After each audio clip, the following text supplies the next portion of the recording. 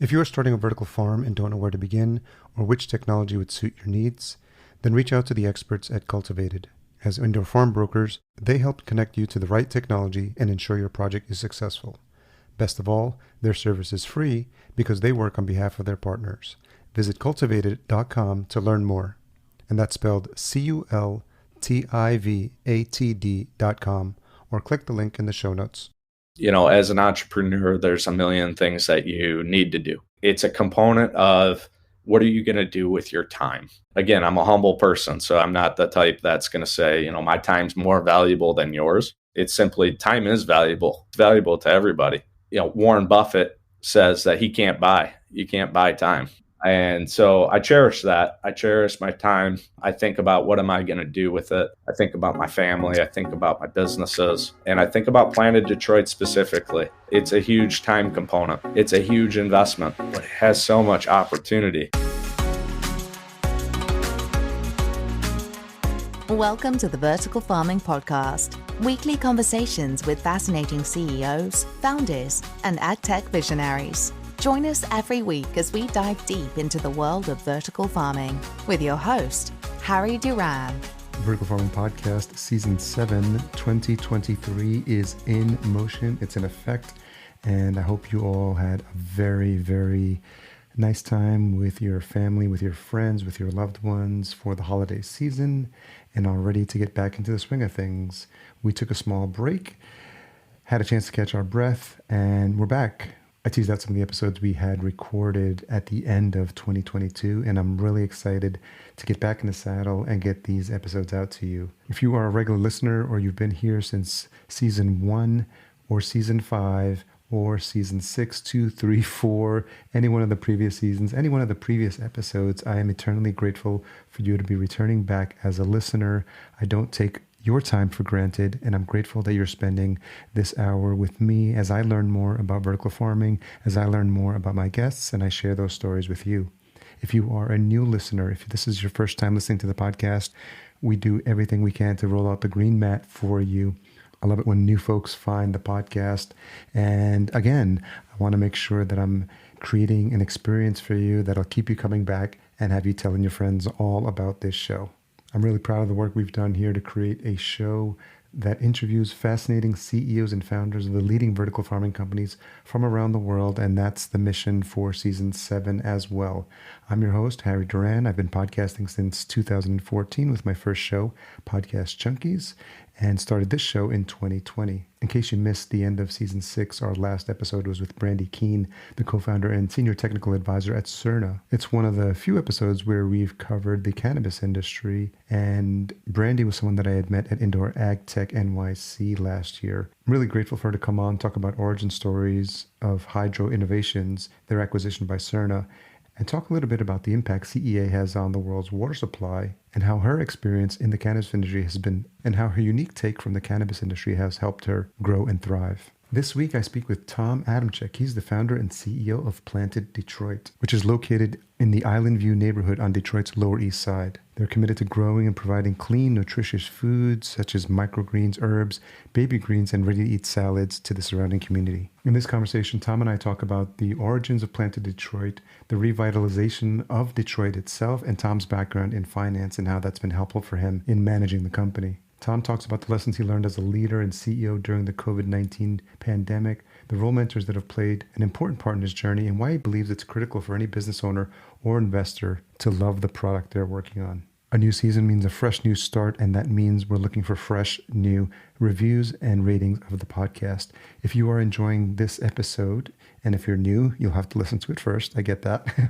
But if you heard past episodes and you like what we're doing here, I'd love it if you leave a rating and a review at ratethispodcast.com/VFP, and I'll be sure to read yours out on a future episode.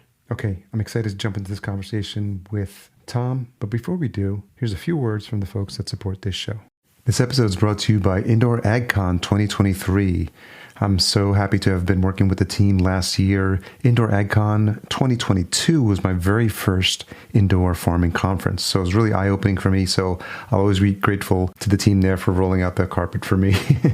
And really had a good time meeting a lot of past guests and excited to join them again this year. Entering its 10th year in a row, It's the largest trade show and conference for vertical farming and CEA, and it's returning to Caesars Forum Conference Center in Las Vegas on February 27th and 28th of 2023. Once again, they'll be co-located with the National Growers Association show as well, which is a really good fit for them. The conference keeps growing, and this year it's doubled in size. The expo floor now has more than 170 booths filled with new product resources and solutions to explore. You'll hear from experts, including CEOs, growers, investors, and others in the field during this full-scale educational conference. As always, you'll be able to connect with peers, grocers, and other potential new business partners at their great networking events. I haven't even gotten to the best part. The team at Indoor AgCon has given listeners of this show 20% off their full access conference pass. All you have to do is use promo code VFP, as in Vertical Farming Podcast, and sign up at indoor.ag. See you there.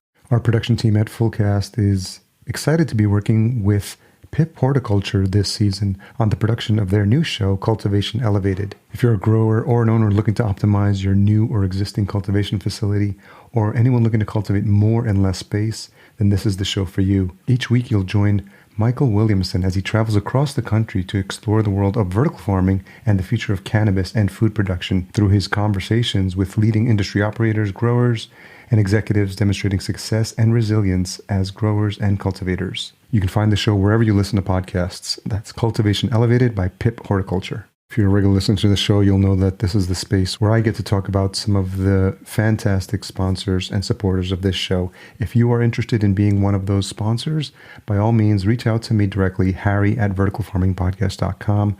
We've got inventory available for season 7, and the reach of the show just continues to increase year over year. And we'd love to partner with you and get the word out about your company or service.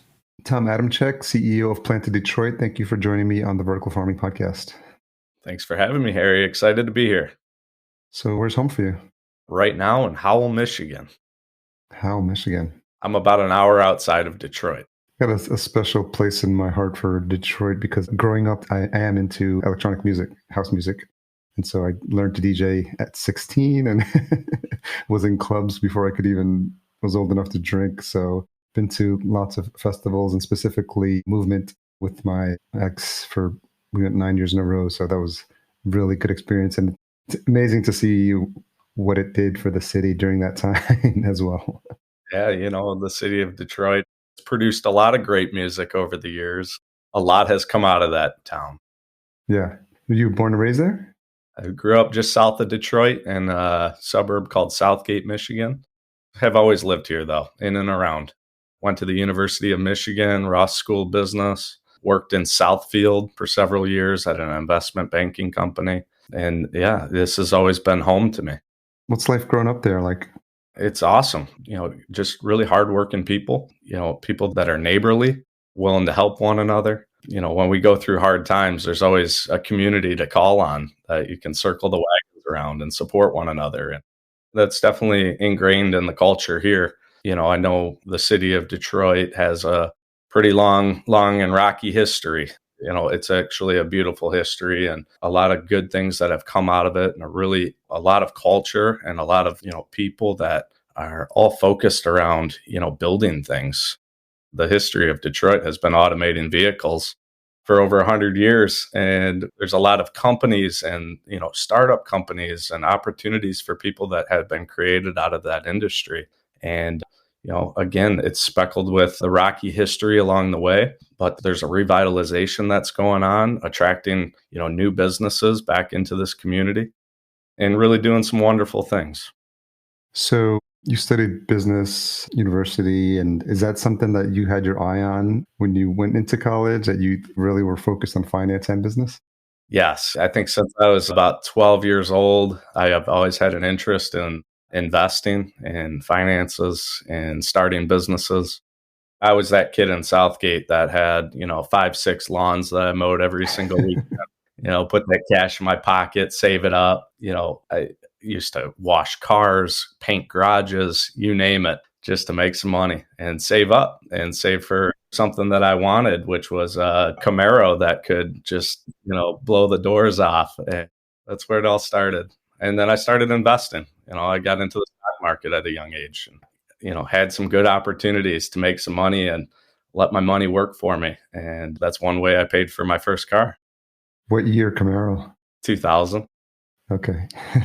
Did you have a fondness for the classics as well? I was always like, what was it? I think it's a 69 Camaro.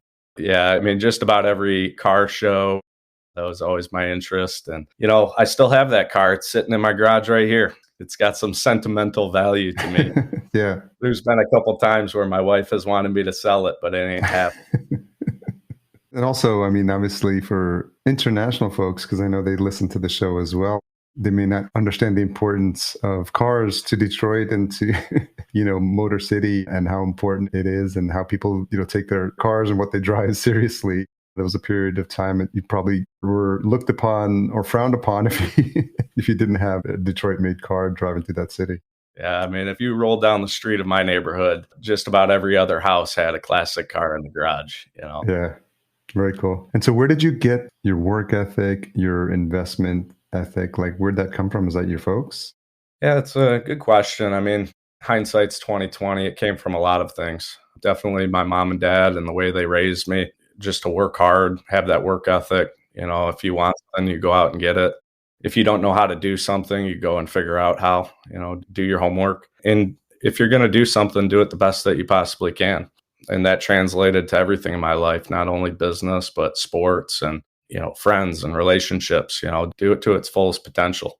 That work ethic was ingrained in me. And then, as I matured, I was really passionate about learning a lot of different things and being good at just about everything. It was just a competitive nature in me, and I wanted to learn everything. And that really translated nicely into business, because within business and as an entrepreneur, you have to be able to understand a little bit of everything, from the finance side to, sales and marketing to operations. You got to be technical, have some IT knowledge. There's a lot of components of a business that you need to understand at least something about it, each and every one of them. And that's all of those things, I constantly surround myself with more and more information and just a hunger to learn more all the time. What sports did you play? Basketball, soccer, and baseball primarily. And then I love golf. I like to hunt. I like to fish. I really do a lot of different things, and I love every bit of it. Now that I'm older, I've got 4 kids now. They're all into sports, and I get to coach them, and that's always fun and fascinating. Yeah, and pass on that work ethic as well, I might imagine. Definitely. I'll try and be an example for them. Yeah. So when you got out of school, you were focused on a job in finance, and it seems like you've been doing that for a while. So can you talk a little bit as we move into like Plant to Detroit, but I'm just a little bit curious about what that experience was like. And I know that you still do some of that now. So what's it like to be in that world? Yeah. While I was in school, there was, as I kind of think back to even entering the University of Michigan, there was just so much uncertainty at that point in my life, right? Where you don't know what your career is going to look like. You don't know where you're going to live, who you're going to work for, how it's all going to come together. And the beauty of, being 15 years out or so, looking back and seeing, all of the stepping stones, all of the learning opportunities have been amazing.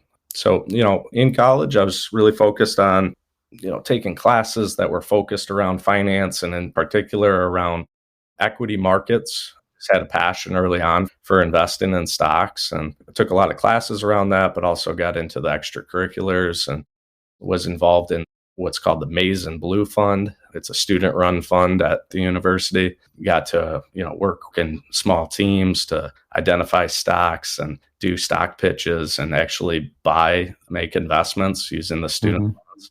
That really was where my passion was. But I needed the job coming out of there, and I needed an internship. And, going down those paths, I'm looking at, do I move to New York or Chicago?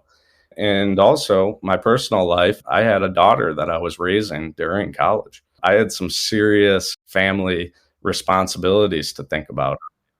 That certainly kicked my butt in gear. And so I ended up finding this company that was absolutely awesome for me. They've rebranded. They're called Stout.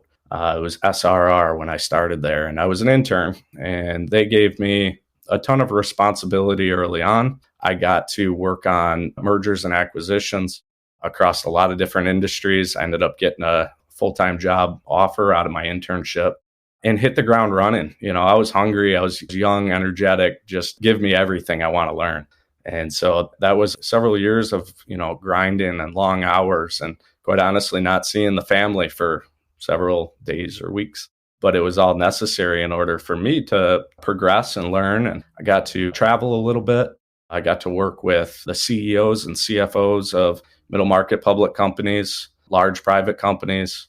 And I got to see the kind of the whole back end of the corporate world, which was really necessary for me to learn that back end to then make a career transition into private wealth management and running equity portfolios.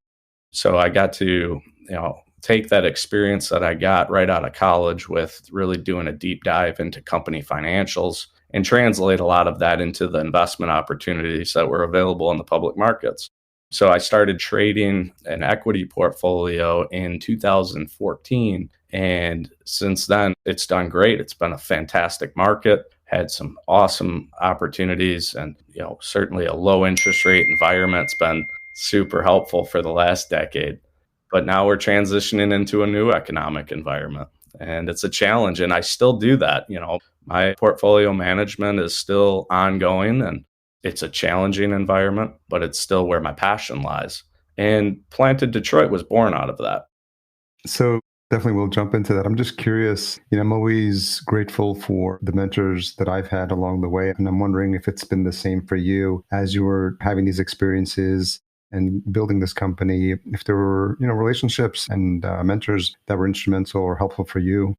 Yeah, I'm always the type of person that is always looking for resources. So reaching out to my network when I have a gap to fill. And, I have my mentors, within my family, my parents, certainly my sister as well. But, outside of family, it's been, colleagues that I've worked with in the past that are just really, really smart individuals that are typically older than me and have experiences, that they can look back on. And I'm a big fan of, learning from your elders, talking to the folks that are, 70, 80, 90 years old. That's really where I get a lot of my work ethic and inspiration from. And so I think it's important to recognize that people around you all have different opinions about things, right? And they have opinions that are based on their own personal experiences and their diverse backgrounds. And so we need to leverage that. We need to think, listen, and really absorb, be a sponge and listen to the people around you.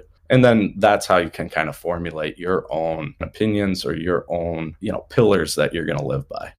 It's interesting that you mentioned it and brought that up. I've been conscious of just like how society is hopefully waking up to this concept of, I've heard it described as grandma wisdom and grandpa wisdom, right? You talk about people who are in their 60s, 70s, 80s, towards the twilight of their career and their life. And then there's something special about the wisdom that they do hold. And, it's something that was obvious for indigenous cultures. And I think hopefully it's coming back around. And when you think about where we're headed as a society, how the aging population, what's happening with them, how are we taking care of them?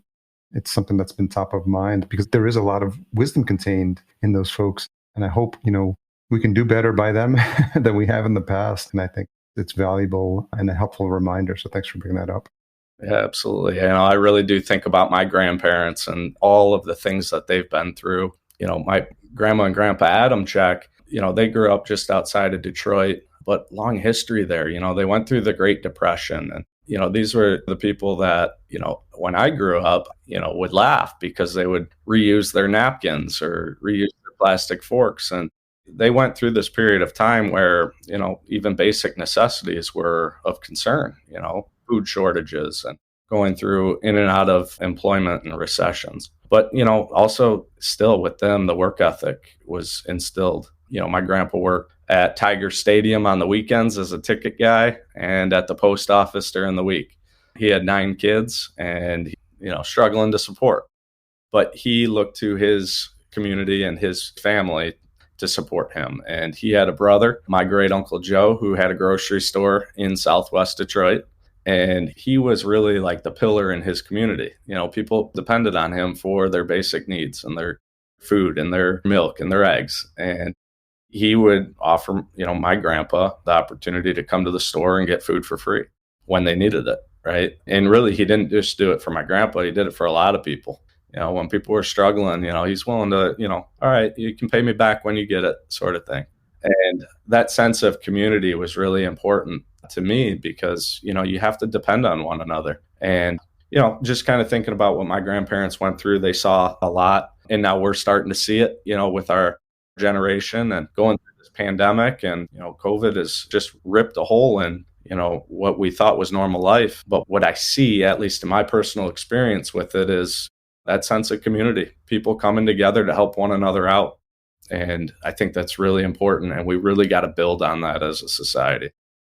Yeah, it's really interesting. And I didn't plan it this way, but I started looking into researching the topic and the show. And then I started the interviews in March of 2020, and just kind of chatted about earlier. Like, I didn't even know if people were ready to have conversations. And I think, there's this mindset of like, life has got to go on and we've got to push through some of these hardships sometimes. And I'm glad like everyone in those early guests, stuck with it. And I think what was interesting is just the realization of how fragile, our supply chains were, our ability to have fresh food locally, food deserts, all these topics which sort of came, were front of mind, and dependency on food from outside sources. And so it's been really interesting to hear the stories and to have people be awakened, forced into this conversation, obviously through COVID, but, showing the resiliency of coming out on the other side. And, a lot of companies and CEOs really figure out like, what their teams were made of, what they were made of,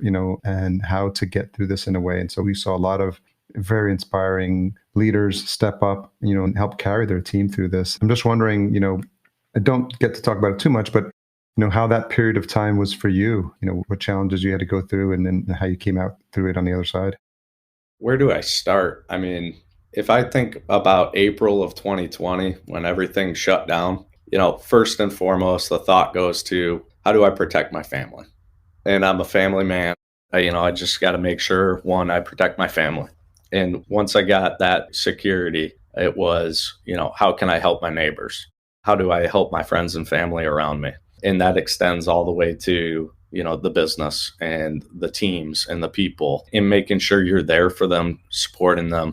And also, again, putting weight on your skill sets that you have. And so for me, that was, finance and investing. So I buckled down, right? And it was a tumultuous time, but being able to continue, my investment business and really, really actually do well during that period of time, as well as grow the Planet Detroit business. That's something that I started in 2018, but, by 2020, it was evidence that this is a really critical business, not only for, for me, but for the people that we're supplying food to.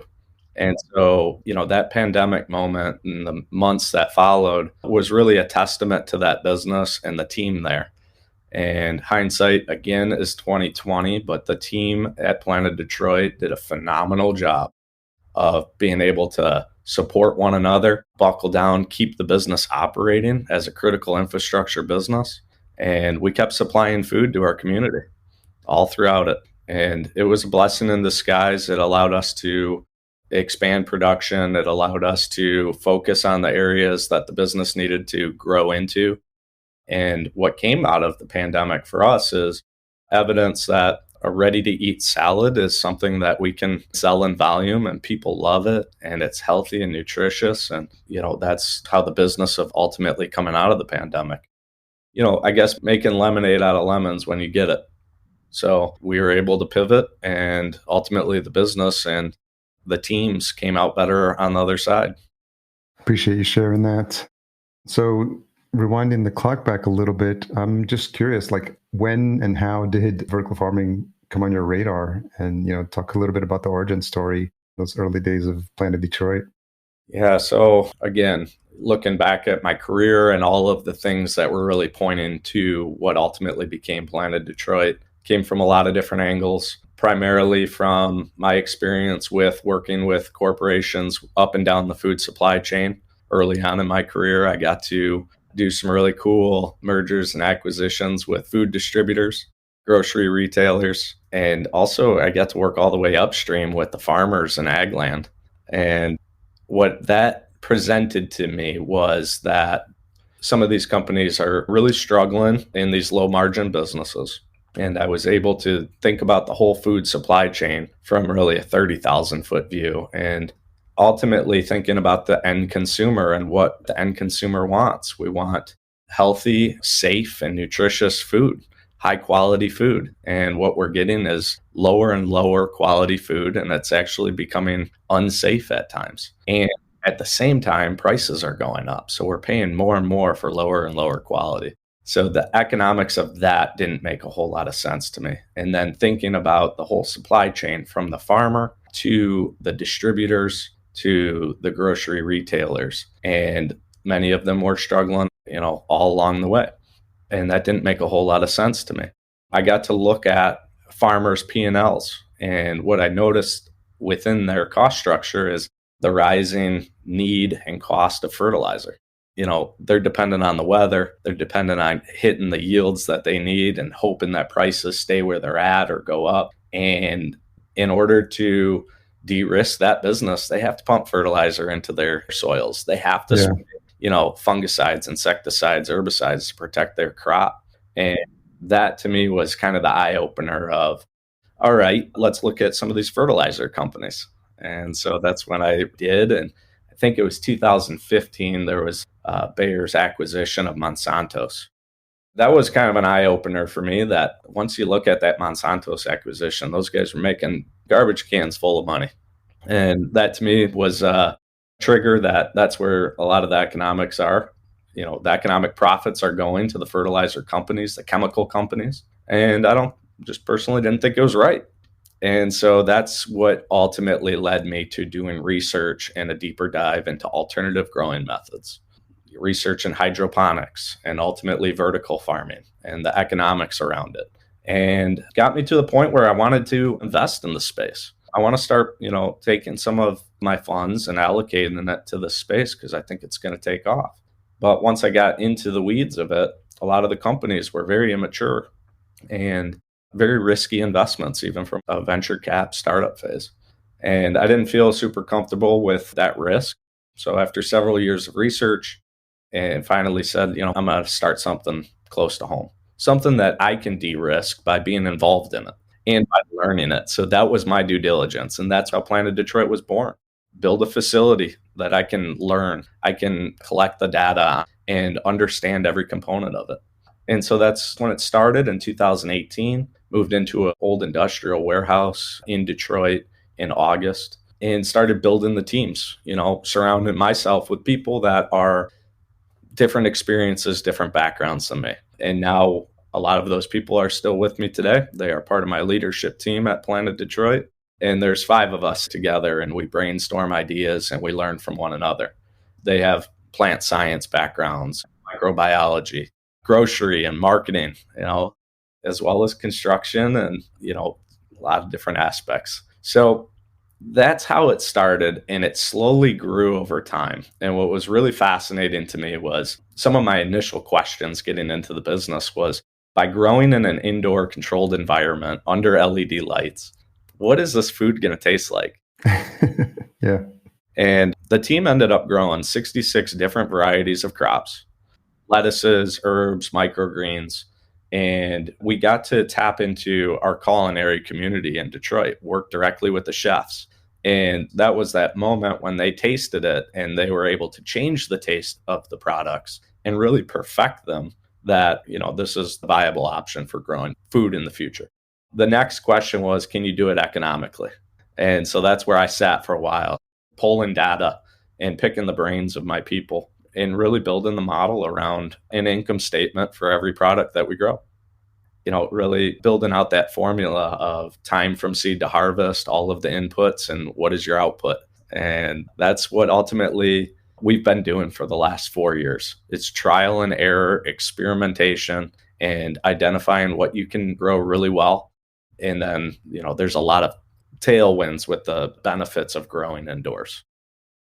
What's interesting is that entire background that we talked about earlier in the conversation that you brought to bear in these decisions and this decision making, and how you thought about not only building the team, but also, the profitability of these individual crops, which ones were performing best. ensuring that you would have a market, ensuring that you would have a buyer. And it's a lot of things, people don't give a lot of thought to, but I think it's important that you were looking at it from all the different aspects of it, how this was going to be successful. And even the experience you had in working with these companies on the finance side and understanding M&A perspective. So it really feels like you were positioned to be in this place to really have a lot of success with this. And I'm sure going into a new industry, as much as you've learned when you were making those deals, there's nothing like having like the hands-on experience, the day-to-day experience of building a team. And I'm wondering what that was like, as you were moving and developing into this role and what would eventually become the CEO role.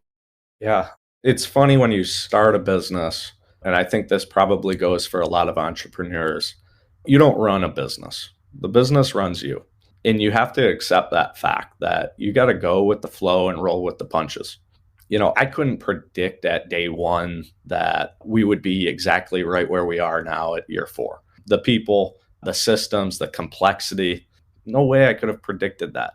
What was important for this type of business, and certainly for your audience in the vertical farming industry, you got to have a long time horizon. You are inventing an industry, and there is not a supply chain built underneath you.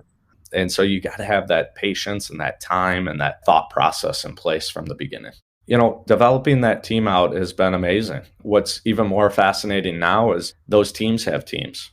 And as the business grows, we've got almost 70 employees now at Planted. That grew from 11 in April of 2020, when you could shout across the table to somebody, to now having to build processes of, proper communication in place in order to form one another. And yeah, that growth from 11 to over 50, that was a major challenge in order to maintain consistency and in your end product. And, it's definitely something that we look back on and say, wow, that was a crazy 2 years, a lot different than the previous 2.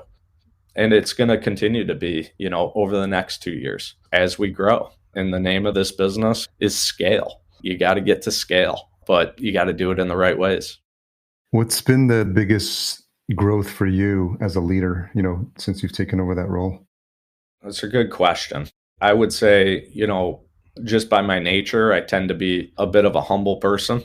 So, being that person that everybody looks to, as a CEO title, as owner of the business, as, that point person. I don't mind that pressure or that stress, right? Like that's being the captain of a sports team. I love that. But really recognizing that you're responsible for everybody. It's not a challenge. It's just something that you got to utilize to motivate you. It's way bigger than yourself in the business and everything you're working towards for growth, for profitability, for sales, for scale. All of that is great and important. But at the end of the day, it's the people that matter. And they're looking to you. They're relying on you to make the right decisions when the time is right. And, it's something I just think about it all the time. That's what gets me out of bed in the morning. And I love every aspect of it. For the listener, for the folks who may not be familiar with Planted Detroit, what was the business model and who was the client or the ideal customer, and what were the offerings and how has that shifted to present day? Yeah, so, Planted Detroit from a high level, it's a vertical hydroponic farm. And on the east side of Detroit, we've got a 20,000 square foot warehouse. It really started, though, in about 10% of that as R&D.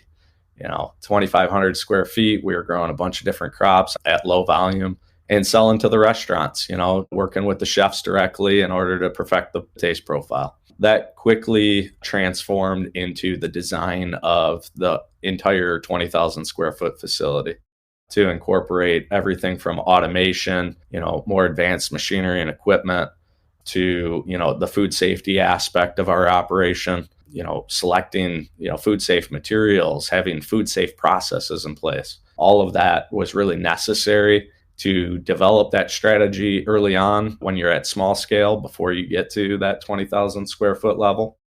So we built that out, and that allowed us to expand our volumes significantly.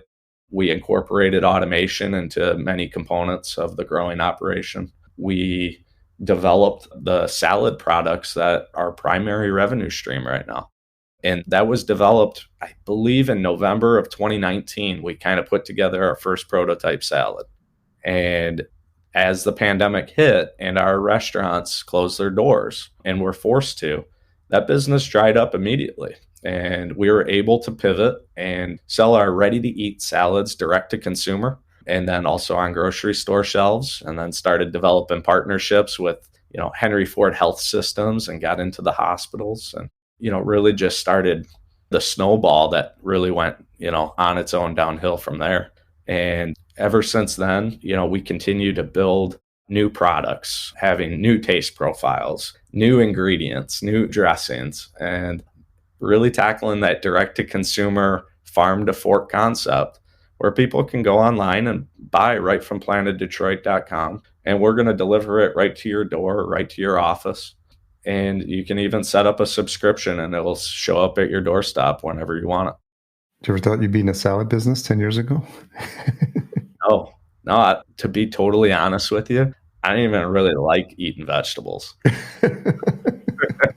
Honestly, wasn't a salad person. Now I eat a salad almost every day. They do taste great. I mean, it's an amazing product. And that was one of the things as an investor in a company, you got to love the product. And that's really grown, organically into my life, where people just, they're constantly talking to me about salad in the business. And, and I love talking about it, but it's in every conversation, it seems like. That's great. So what's the future hold? Obviously, I'm sure you've got stuff on the roadmap. It's probably, given what's happened the past couple of years, doesn't make sense to look out past 6 months or a year. But, what do you have in the works, and where do you see the opportunities for Planted Detroit? Yeah, so that roadmap has become clearer and clearer over time. As I said, I couldn't have predicted where we are now 4 years ago, but taking all of those learnings and everything that we've done and now apply it to a 5 to 10 year plan is really exciting. We're laser focused on our market, the Detroit market, Southeast Michigan. And, our facility is ramping up. We're constantly scaling into our sales with production. We do a bit of just-in-time manufacturing process. And so that facility is still ramping up to its full production capacity. In the meantime, we're building a second facility right next door. That facility is going to be another 9,000 square feet of production. Different technology investments there in terms of some automation around irrigation and fertigation, environmental controls, and all of those components, but also geared towards expanding our product category. So we're pretty excited about being able to supply edible flowers to our pastry chefs and our restaurant customers, as well as introduce those products to the everyday consumer through our ready-to-eat salads. Those are the things that are currently in the works. And then we are raising capital for the first time, going to outside investors to build a couple of larger facilities that are going to be focused on the Detroit area. And so that's the slow and steady scale that I'm a huge proponent of. A lot of people ask me about, when is, Planted Chicago or you name it coming. Planted Minneapolis. That's a why in our journey that we'll take when we get there, Yeah. Our journey right now is Detroit. We're going to build the best, most food safe, most highly productive, automated facilities with just the best products coming out of them. That's what we're laser focused on. And we've got a great market here. We haven't really spent a whole lot of money at all on marketing. And so that's a new challenge for us, but it's exciting because that's going to drive growth for us on the top line. Once we start telling the people, in the world what we're doing. We've got 4 years under our belts where we've learned a lot, but now we've got a fantastic product that we're ready to sell, just really to anybody that likes salad in Detroit. Or even if you think you don't, you got a lot to learn. Great point. If I was converted, so you be too. What's a tough question you've had to ask yourself recently? I would say if I think about, when I wake up in the morning, what do I ask myself? It's a simple question. What are you going to do today? As an entrepreneur, there's a million things that you need to do. You have to prioritize. I think it's a component of what are you going to do with your time? And again, I'm a humble person, so I'm not the type that's going to say, my time's more valuable than yours. It's simply time is valuable. It's valuable to everybody. It's the one thing that, Warren Buffett says that he can't buy. You can't buy time. And so I cherish that. I cherish my time. I think about what am I going to do with it? I think about my family. I think about my businesses. And I think about Planet Detroit specifically. It's a huge time component. It's a huge investment, but it has so much opportunity. And it's something that I think for me personally is a major personal achievement to be able to build and create something new that has an impact on people's lives. It really checks all of the boxes in terms of, environmental sustainability, shortening the food supply chain, bringing, good paying jobs to, potentially, impoverished areas. It can solve some of the food insecurity issues that we're experiencing. It checks all the boxes. And to me, with my background in finance and, I think about trading stocks or doing the valuation work that I used to do, I wasn't creating any real value or not value to me. And when you can build something that produces food at a rapid rate, it's pretty fascinating. That's something that I can wrap my head around and really get behind. So that's probably the most challenging question is, hey, what are you going to do? What are you going to do with your time? My answer is I'm going to cherish every minute of it, and I'm going to apply my skill sets to what I think can bring the most value to people. That makes sense. So given the audience of this show, it's your peers, your colleagues in this space, I always like to leave a couple of minutes towards the end. If you have an ask or if you have something, you want to say or anything for the folks in this industry, it's such a new industry and I think we're all learning from each other. So I'd like to just give you a couple of minutes for anything that comes to mind. I appreciate that. It is, at times it feels like you are inventing an industry. And that's a struggle. I really think that there's many of us trying to do, similar things. And as you just mentioned, you have to learn from one another. I think that's something that's going to be necessary over the next couple of years is providing a platform where we can share information, share ideas, share, whatever it might be with one another. The pie is pretty big in terms of market size, and a lot of us are pretty small still. So really putting our heads together to think about, what are you doing that's maybe better than what we're doing? Maybe you're growing something just a little bit faster or a little bit better than us. That's something that's of value. And we got to figure out how to build a table where we can all sit around it and talk about those things and also do it in a way that's, it makes business sense.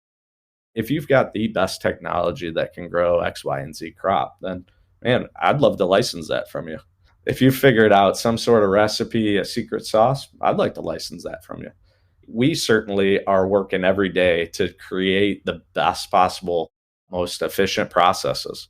I'm sure we're onto a few things, but I would love for us and other vertical farms to grow bigger and faster sooner so that the supply chain underneath us can build as well. We're starting to see components of that. We're starting to see some automation and technology providers. We've definitely seen it on the LED lighting side with the investment and blow up of the cannabis industry. The economics are getting better and better for our industry, but we need, just like the automotive industry in Detroit, they built tier 1, tier 2, and tier 3 suppliers. We need that from media companies, from trade companies, from technology providers, from software providers. And I feel like we're having to create a lot of that in-house ourselves, which at times can become frustrating to me, at least personally, coming into this industry. And I think considering where you're from and considering, the automotive industry, it's a great model, when you think about all the different ways the partners work with each other and support each other and, everyone's focused on their specialties and when everyone is aiming for the bigger picture of the growth of the industry is where you see like a lot of the innovation happening. And I think to your point, I'm glad you brought that up because it's important to think about, the rising tide lifting all boats metaphor and just how we are still new. And there is a tendency sometimes to kind of like hone in and sort of like secret sauce and like I'm doing something that's super special. But I think there is some opportunity. And I think maybe by virtue of these conversations or maybe just kind of these connections, we can think about opportunities to facilitate some type of, coming to the table and just sharing, best ideas, best practices. We may walk away still with everyone, keeping everything under wraps, but I think, there's no harm in trying to see, where there's opportunities and where there's people that are looking to, think more expansively for where we want this industry to go. Yeah. You know what? This podcast is one element of it, right? Getting information out.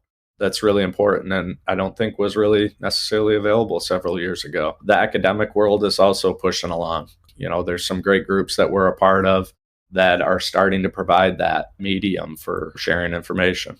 There's industry groups that are starting to form. It's great to see. But my background comes from M&A, and I do have a prediction that at some point in the next 8 years, a couple of these farms need to come together under one umbrella and really formulate that table of bringing all this know-how to the table. And let's make the biggest and best, food producing company possible. Very inspiring, Tom. Thank you for your time today. Thank you for sharing your origin story. It's very inspiring to see how, and your humility comes through in this conversation. But it's also a testament to, the way you were raised and your background. And we talked about the inspiration from your grandparents. And that's clear in terms of how you've been able to build your career and then figuring out what's important for you and what type of legacy you want to leave and how important family is to you. So I think it's just a really inspiring story. I appreciate you sharing it. It's really one of those things that gets people inspired about the possibilities of what we can do if we just stay focused and we share common values. Well, I appreciate it. I appreciate you having me. I hope that you find your way to Detroit at some point. Yeah. I would love to get you a salad. And certainly for anybody that's, thinking about or traveling to or connected within this Detroit community, reach out to us. We're an open book. We're transparent. We're a great team. And we're really trying to be a good neighbor to our other businesses. We partner a lot with, small businesses, medium-sized businesses. Again, trying to be a good neighbor and facilitate growth for one another. And then certainly if you're a salad lover, go on planteddetroit.com and try us out. From here on out, it's going to be a whirlwind. And I think what you're going to see is some of the best products coming out of Planted Detroit. I can totally see it happen. I'll definitely take you up on that. We're not too far in Minneapolis, so it shouldn't be too far to get over there. I think even make a drive over there. That's it. There may be a day where you might be able to get it shipped to you over there in Minneapolis, but I really am trying to avoid doing that. Yeah, trying to defeat the purpose of having everything local. But we'll have to work on Planted Minneapolis and see how that comes around. I'm a big fan of it. So Planted Detroit for the website. Anywhere else you want to send folks to connect with you or the company? Yeah, we have some great partnerships with Plum Market in the Detroit area, also out in Ann Arbor. You can find our products at Henry Ford Health Systems in the hospitals. So you can try us out there. We're at probably your local restaurant, either listed there on the menu or maybe a component of their salads or a microgreen or herb on top. So keep an eye out for that. And, look for us doing big things for the city. Really excited about what we have in the works here. And hopefully in not too long of time, we can come back on this and talk about, that next set of facilities. Yeah. That'd be great. I appreciate you sharing your story. Thanks again, Tom.